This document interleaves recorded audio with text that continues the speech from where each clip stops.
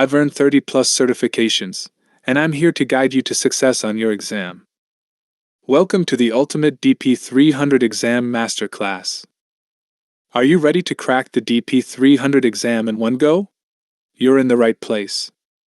In this session, we'll arm you with powerful insights and hand-picked questions that can make all the difference in your exam performance. We've scanned the web using intelligent crawlers to gather the most critical and high-impact questions, all compiled into one powerful PDF resource. You can download it from the link in the description. Not only will we explore these must-practice questions, but we'll also share real exam experiences and pro tips to give you that competitive edge. Let's dive into the key questions that could shape your success. Question 1. You have 20 Azure SQL databases provisioned by using the vCore purchasing model. You plan to create an Azure SQL database elastic pool and add the 20 databases. Which 3 metrics should you use to size the elastic pool to meet the demands of your workload? Each correct answer presents part of the solution. Note: each correct selection is worth 1 point. A. Total size of all the databases. B. Georeplication support. C. Number of concurrently peaking databases * peak CPU utilization per database. D. Maximum number of concurrent sessions for all the databases. E. Total number of databases * average CPU utilization per database. Correct answer: A, C, and E. Total size of all the databases. Number of concurrently peaking databases * peak CPU utilization per database. Total number of databases * average CPU utilization per database. Explanation: Elastic pool sizing is based on storage size, peak CPU for active databases, and average CPU use across all databases. This ensures enough resources during demand peaks without unnecessary cost. Question 2. You have a Microsoft SQL Server 2019 database named DB1 that uses the following database level and instance level features: clustered column store indexes, automatic tuning, change tracking, polybase. You plan to migrate DB1 to an Azure SQL database. What feature should be removed or replaced before DB1 can be migrated? A. Clustered column store indexes. B. Polybase. C. Change tracking. D. Automatic tuning. Correct answer: B. Polybase. Explanation: Azure SQL Database does not support polybase, so it must be removed or replaced before migration. All other listed features are supported in Azure SQL Database. Question 3. You have a Microsoft SQL Server 2019 instance in an on-premises data center. The instance contains a 4 TB database named DB1. You plan to migrate DB1 to an Azure SQL Database managed instance. What should you use to minimize downtime and data loss during the migration? A. Distributed availability groups. B. Database mirroring. C. Always-on availability group. D. Azure Database Migration Service. Correct answer: D. Azure Database Migration Service. Explanation: Azure Database Migration Service supports near-zero downtime migrations to Azure SQL Managed Instance. It handles large databases efficiently with minimal data loss. Question 4. You are designing a streaming data solution that will ingest variable volumes of data. You need to ensure that you can change the partition count after creation. Which service should you use to ingest the data? A. Azure Event Hub Standard. B. Azure Stream Analytics. C. Azure Data Factory. D. Azure Event Hubs Dedicated. Correct answer: D. Azure Event Hubs Dedicated. Explanation: only Azure Event Hubs Dedicated allows changing the partition count after creation. Standard tier locks the partition count once created. Question 5. You have an Azure Synapse Analytics Apache Spark pool named Pool1. You plan to load JSON files from an Azure Data Lake Storage Gen 2 container into the tables in Pool1. The structure and data types vary by file. You need to load the files into the tables. The solution must maintain the source data types. What should you do? A.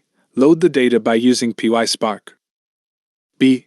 Load the data by using the OpenRoset transact SQL command in an Azure Synapse Analytics Serverless SQL pool. C. Use a get metadata activity in Azure Data Factory.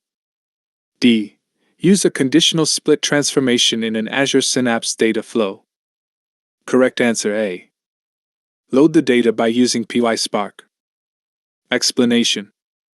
PySpark can dynamically infer schema and maintain original data types when loading variable JSON files.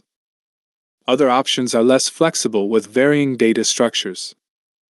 Question 6. You are designing a date dimension table in an Azure Synapse Analytics dedicated SQL pool. The date dimension table will be used by all the fact tables. Which distribution type should you recommend to minimize data movement? A. Hash. B. Replicate. C. Round_robin. Correct answer B. Replicate. Explanation. Replicated tables store a full copy on each node, avoiding data movement during joins. This is ideal for small, shared dimension tables like a date dimension. Question 7. You have an Azure Synapse Analytics workspace named WS1 that contains an Apache Spark pool named Pool1. You plan to create a database named DB1 in Pool1. You need to ensure that when tables are created in DB1, the tables are available automatically as external tables to the built-in serverless SQL pool. Which format should you use for the tables in DB1? A. JSON. B. CSV. C. Parquet. D. ORC. Correct answer C. Parquet. Explanation. Parquet format supports automatic schema inference and external table access from serverless SQL pools. It's optimized for analytical queries in Synapse. Question 8. You are designing an anomaly detection solution for streaming data from an Azure IoT Hub. The solution must meet the following requirements.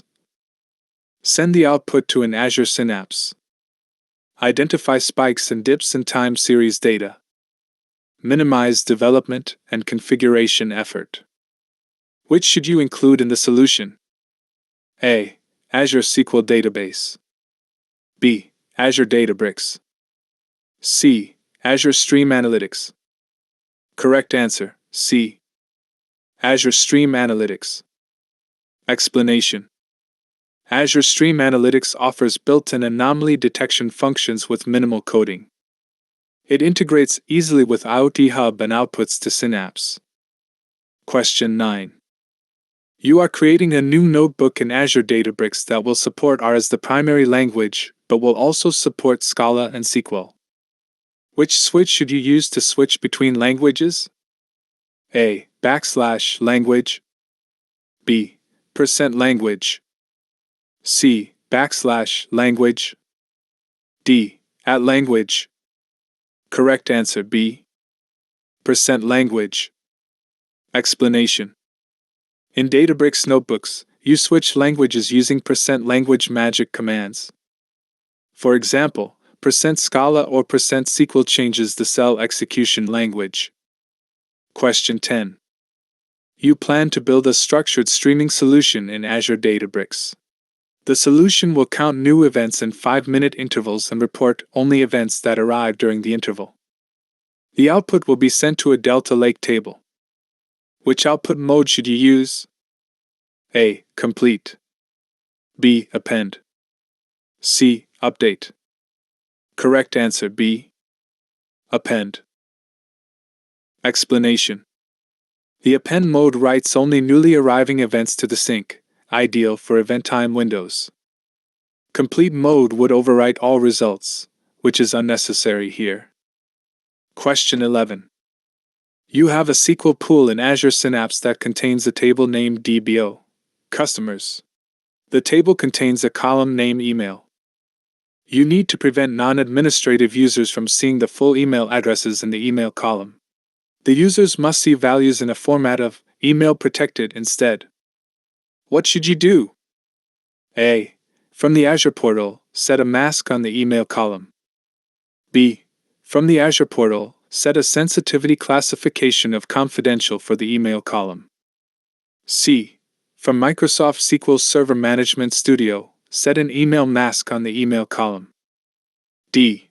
From Microsoft SQL Server Management Studio, grant the select permission to the users for all the columns in the DBO customers table except email.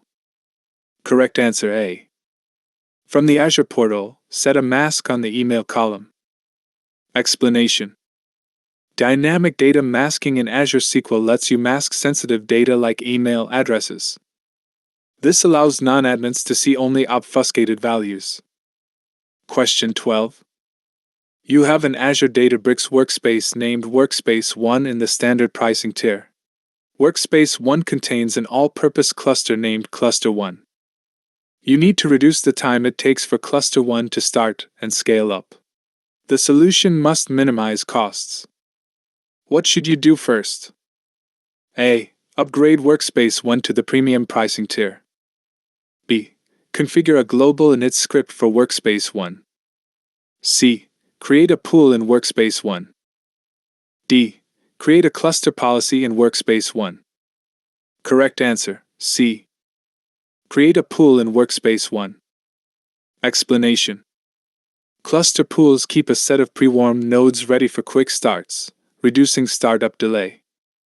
They also help optimize costs compared to always-on clusters. Question 13. You plan to deploy an app that includes an Azure SQL database and an Azure web app. The app has the following requirements. The web app must be hosted on an Azure virtual network. The Azure SQL database must be assigned a private IP address. The Azure SQL database must allow connections only from a specific virtual network. You need to recommend a solution that meets the requirements. What should you include in the recommendation? A. Azure Private Link. B. A network security group, NSG. C. A database-level firewall. D. A server-level firewall. Correct answer A. Azure Private Link. Explanation. Azure Private Link assigns a private IP to the database and restricts access to a specific VNet. This meets both security and network isolation needs. Question 14. You are planning a solution that will use Azure SQL Database. Usage of the solution will peak from October 1st to January 1st each year. During peak usage, the database will require the following: 24 cores, 500 gigabytes of storage, 124 gigabytes of memory, more than 50,000 IOPS. During periods of off-peak usage, the service tier of Azure SQL Database will be set to standard. Which service tier should you use during peak usage? A. Business Critical. B. Premium. C. Hyperscale. Correct answer A. Business Critical. Explanation. The Business Critical tier offers the highest IOPS, low latency, and in-memory OLTP. It's suited for heavy workloads with high performance requirements. Question 15. You have an on-premises Microsoft SQL Server 2019 server that hosts a database named DB1. You have an Azure subscription that contains an Azure SQL managed instance named SQLMI1 and a virtual network named VNet1. SQLMI1 resides on VNet1. The on-premises network connects to VNet1 by using an express route connection. You plan to migrate DB1 to SQLMI1 by using Azure Database Migration Service. You need to configure VNet1 to support the migration. What should you do? A. Configure service endpoints. B. Configure virtual network peering. C. Deploy an Azure firewall. D. Configure network security groups, NSGs. Correct answer A. Configure service endpoints. Explanation. Service endpoints extend your VNet's private address space to Azure services like SQL MI. This allows secure migration traffic over ExpressRoute. Question 16. You have an on-premises Microsoft SQL server that uses the filables and file stream features. You plan to migrate to Azure SQL. Which service should you use? A. Azure SQL Database. B. SQL Server on an Azure Virtual Machine. C. Azure SQL Managed Instance. D. Azure Database for MySQL. Correct answer B. SQL Server on an Azure Virtual Machine. Explanation. Filables and FileStream are supported only in SQL Server on Azure VMs. Azure SQL Database and Managed Instance do not support them. Question 17. You need to migrate an on-premises Microsoft SQL Server database to Azure SQL Database. The solution must minimize downtime. What should you do? A. Configure transaction log shipping. B. Implement always-on availability groups. C. Configure transactional replication. D. Import a backpack. Correct answer, C. Configure transactional replication. Explanation. Transactional replication keeps the Azure SQL database in sync until cutover. This approach minimizes downtime during migration. Question 18. You have an Azure SQL database named DB1. You have a table named Table1 that has 20 columns of type char, 400. Row compression for Table 1 is enabled. During a database audit, you discover that none of the fields contain more than 150 characters. You need to ensure that you can apply page compression to Table 1. What should you do? A. Configure the columns as sparse. B. Change the column type to varchar max. C. Change the column type to varchar max. D. Change the column type to varchar 200. Correct answer D. Change the column type to varchar 200. Explanation. Page compression works best with variable length data types like varchar. Reducing to varchar 200 saves space and allows page compression. Question 19. You have an on-premises Microsoft SQL server named SQL1 that hosts 5 databases. You need to migrate the databases to an Azure SQL managed instance. The solution must minimize downtime and prevent data loss. What should you use? A. Always-on availability groups. B. Backup and restore. C. Log shipping. D.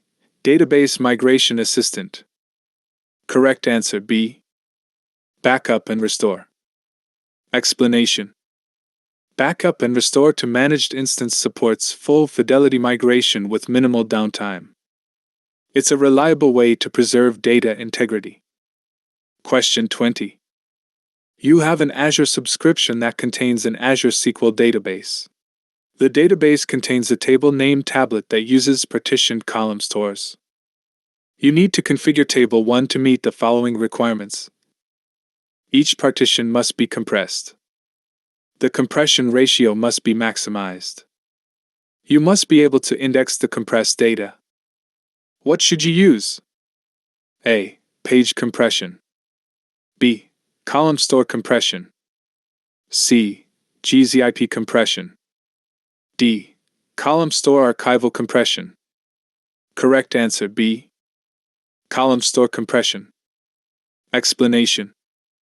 Column store compression optimizes storage and query performance for analytical workloads. It supports indexing and works well with partitions. Question 21.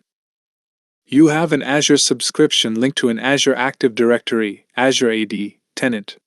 The subscription contains 10 virtual machines that run Windows Server 2019 and hosts Microsoft SQL Server 2019 instances. You need to ensure that you can manage the SQL Server instances by using a single user account. What should you do first? A. Enable a user-assigned managed identity on each virtual machine. B. Deploy an Azure Active Directory Domain Services, Azure ADDS, domain and join the virtual machines to the domain. C. Enable a system-assigned managed identity on each virtual machine. D. Join the virtual machines to the Azure AD tenant. Correct answer B. Deploy an Azure Active Directory Domain Services, Azure ADDS, domain and join the virtual machines to the domain. Explanation. Azure ADDS provides domain join, group policy, and Kerberos authentication for VMs. Joining all SQL VMs to the same domain enables single account management. Question 22. You have two on-premises Microsoft SQL Server 2019 instances named SQL 1 and SQL 2. You need to migrate the databases hosted on SQL 1 to Azure. The solution must meet the following requirements. The service that hosts the migrated databases must be able to communicate with SQL 2 by using linked server connections. Administrative effort must be minimized. What should you use to host the databases? A. A single Azure SQL database. B. SQL Server on Azure Virtual Machines. C. Azure SQL Managed Instance. D. An Azure SQL Database Elastic Pool.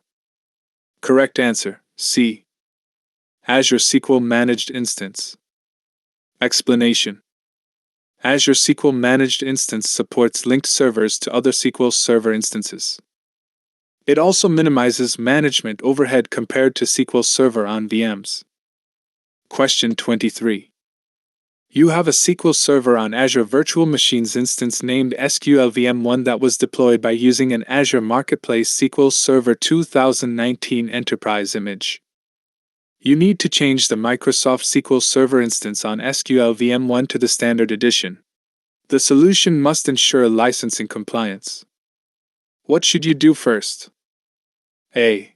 From the SQL Server Installation Center on SQL VM1, run the Edition Upgrade Wizard. B. From SQL VM1, uninstall the SQL Server instance. C. From the SQL Server Installation Center on SQL VM1, run the Repair Wizard. D. From the Azure portal, reconfigure SQL VM1. Correct answer B.